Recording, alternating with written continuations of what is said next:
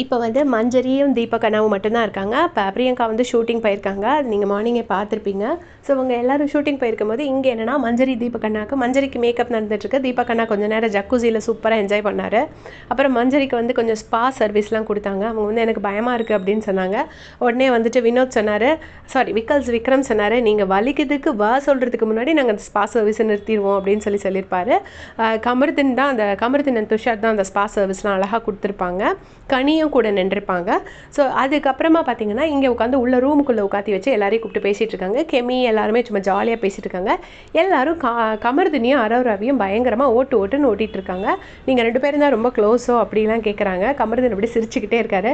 அழகாக 2 பேரும் சந்தனம் வச்சுருக்கிறாங்க, அரோராவும் கமருதீனும். அப்போ கமருதீன் சொல்கிறாரு, நான் சந்தனம் வைக்கலைன்னா கமருதீன், சந்தனம் வச்சா குமரன் அப்படிங்கிறாரு. அரோரா சொல்கிறாங்க, நான் சந்தனம் வச்சா அருணா, சந்தனம் வைக்கலைன்னா அரோரா அப்படின்னு சொல்லிட்டு இருக்காங்க.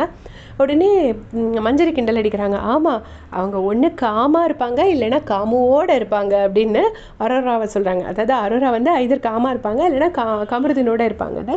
துஷாரும் பயங்கரமாக சிரிச்சிருக்காங்க. கெமி வந்து நிஜமாக ஒரு நல்ல ஒரு சோல். அவங்க எந்த ஒரு நெகட்டிவிட்டியுமே இல்லாமல், பட் அன்ஃபார்ச்சுனேட்லி அவங்களுக்கு கிடைக்க வேண்டிய லைம்லைட் எதுவுமே கிடைக்கல.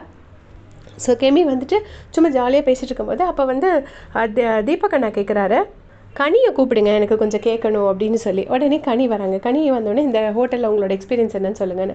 நாங்கள் இங்கே 1 மாதமாக ரொம்ப கஷ்டப்பட்டோம். ஒரு 2 பேர் மட்டும் தான் பேசுவாங்க. அவங்க பேசுகிறது மட்டுமே தான் எங்களுக்கு கேட்கும்.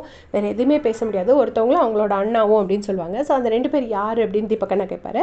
உடனே அது ஒன்று வந்து பாரு, அவங்க இப்போ அசிஸ்டன்ட் மேனேஜராக இருக்காங்க. இன்னொருத்தர் வந்து அவங்களோட அண்ணா ஷெஃபாக இருக்காங்க. அந்த ஷெஃபையும் எதையுமே பேச விட மாட்டாங்க. இவங்களே அவங்களுக்கு மவுத்தாக இருந்து எல்லாமே பேசிடுவாங்க. நாங்கள் என்ன சொன்னாலும் அவங்க கேட்க மாட்டாங்க. 1 மாதமாக ரொம்ப கஷ்டப்பட்டோம் அப்படின்னு சொல்லிட்டு கனி வந்து எடுத்து வைக்கிறாங்க பாயிண்ட்ஸை. அப்போ வந்து சொல்லும்போது தீபக் அண்ணா ஓ அப்படியா அப்படின்னு சொல்லி கேட்டுருக்காங்க. ஸோ இதான் லைவில் போயிட்டுருக்கு. இந்த பக்கம் பார்த்தீங்கன்னா திவ்யாவுக்கும் பாருவுக்கும் ஒரு டீம் மீட்டிங் நடக்குது. இங்கே நிறைய பேர் சொல்கிறாங்க திவ்யா வந்து பாரு மாதிரி அக்ரெசிவாக இருக்காங்க, அவங்க எல்லாருக்கிட்டையும் ஒரே மாதிரி தான் ரஃபாக பிஹேவ் பண்ணுறாங்கன்னு. இங்கே வந்து பாரு மேனேஜராக இருந்து பார்த்தா தெரியும், பார்வதி வந்து இப்போ திவ்யா மேனேஜராக நிறைய கோவப்படுறாங்க, தப்பு பண்ணுறாங்கங்கிறதுனால பார்வதி வந்து அண்டர் ப்ளே பண்ணிகிட்டு இருக்காங்க.